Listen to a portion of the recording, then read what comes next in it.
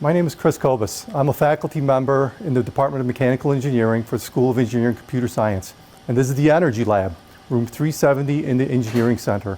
We primarily do experiments here on energy that goes in line with what we learn in classrooms. This is an educational unit that simulates a Rankine cycle, which is a standard steam-based power generation cycle out in industry. Whether it's coal-based or nuclear, it's essentially the same cycle.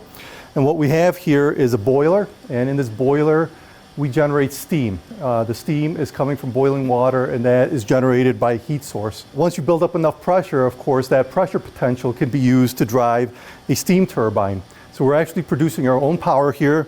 There's a little generator that's attached to the steam turbine, and that goes to a condensing unit. So this is a cooling tower. It's mostly associated with nuclear power plants, but it's useful for any type of power plant. And what we're doing in this experimental apparatus is we're looking for power output. How efficient is this cycle in converting the pressure potential into useful electrical work? This is the convective heat transfer measurement system. It's an educational unit that we use in higher level heat transfer courses. And what we're looking for here is how well certain shapes, and primarily we use little disc thermistors like this. Discs are a very common geometry in electronic components. And we're looking at characteristics of how these discs, once they heat up, how they cool off. And it matters on the kind of airflow rate you get by it. We also test this in different liquids. We test it in different orientations, horizontal versus vertical. And we're looking at quantifying how good the heat transfer is. There's about 7 different experiments built into here, and this goes throughout an entire semester of advanced heat transfer courses.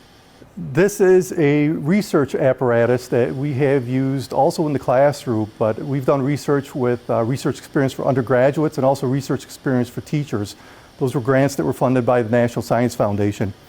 And the purpose of this unit right here, you could notice the blue insulation, that's extruded polystyrene, some of the best insulation that you can get. And this is called a hot box. And what we do with this is we test the thermal conductivity of materials. And a big research focus here was using waste plastic to increase the insulative value of concrete. So in any application where you're cutting up boards like this, insulation boards, there's always some kind of waste that comes out. This is not very biodegradable. This will last in a landfill a very long period of time. So we're trying to use that to be a value-added component in concrete. So with molds, we have made concrete samples like this one. It's a little hard to see, but you could see some blue in there because we actually mix some of the waste insulation with the concrete. And what we're testing for here is how much better of a thermal insulator this concrete is that's seeded with this waste insulation than plain old concrete. So not only are we testing this for thermal conductivity, but we also have to test it for strength. So we make these cylindrical samples and we crush this in a press to see what its strength is.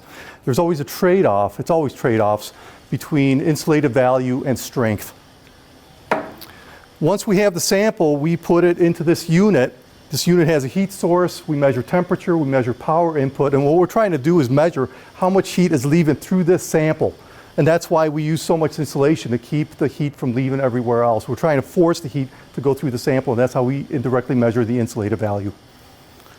Most recently, we have tested composite plastics for a local plastics company here in Rochester. The sample sits in here, we press fit it in. It takes several hours to reach steady state, and then we get some numbers. And we run this test several times with several different samples to make sure there's not a lot of scatter and to get a good average. That way we get accurate values. Like other labs throughout the building, we have safety precautions built into this lab. Since we have exhaust here, because we're running engines and power plants, we have snorkel systems that vent the exhaust gas out rather than staying in. Any labs that use chemicals, we house the chemicals in safe structures, and we have emergency eye wash stations.